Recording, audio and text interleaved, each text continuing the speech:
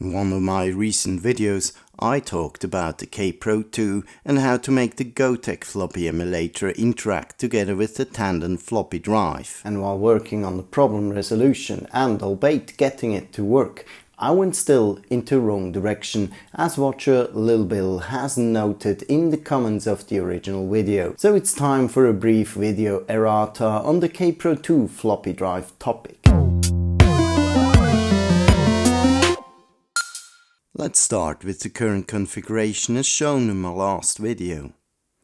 I have the Gotek connected to an IDC connector that I had patched to the cable after the cable twist. On the Gotek, jumper M0 is closed. In this combination, the access to both drive A being the Gotek and drive B being the Tandon floppy drive works correctly. So to begin with, I had then reconfigured the Gotek to have jumper M0 open and S0 closed, and then I performed another test. And as we can see here, drive A works fine, but when accessing drive B, I now suddenly get BDOS errors complaining about bad sectors. I then patched another IDC connector to the cable just before the cable twist, and then rewired the Gotek to the new connector. So at this point essentially all drives were wired straight through. The jumpers on the Gotek remained as before, with M0 being open and S0 being closed.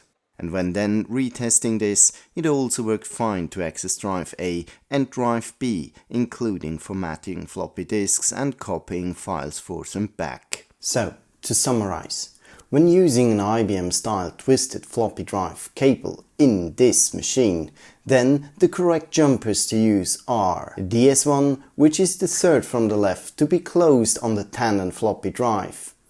This drive goes before the cable twist.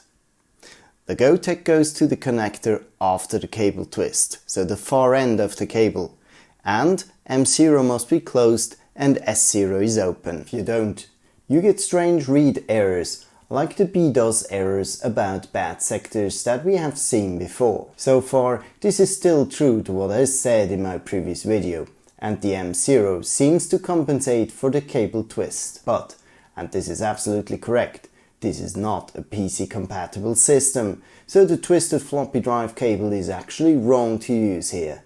It should actually be a straight cable. Accordingly, the drives must be jumpered correctly for the drive selection to work. Now, for the Tandon floppy drive to act as a secondary drive, it's still the shunt DS1 to be closed. The main difference concerns the Gotek, which must be jumpered to M0 being open and S0 being closed, plus it must be connected before the cable twist.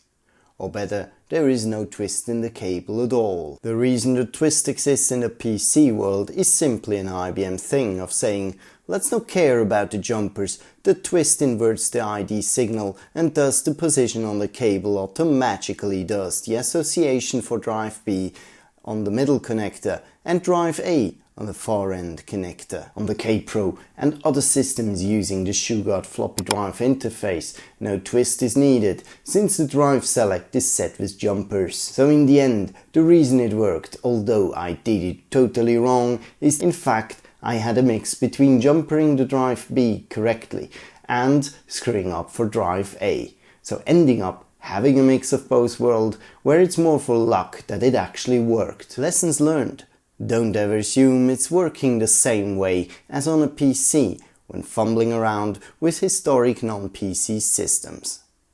Thanks again to Lil Bill for pointing me at this mistake. And with that, I conclude today's errata session. Thanks for watching and see you next time.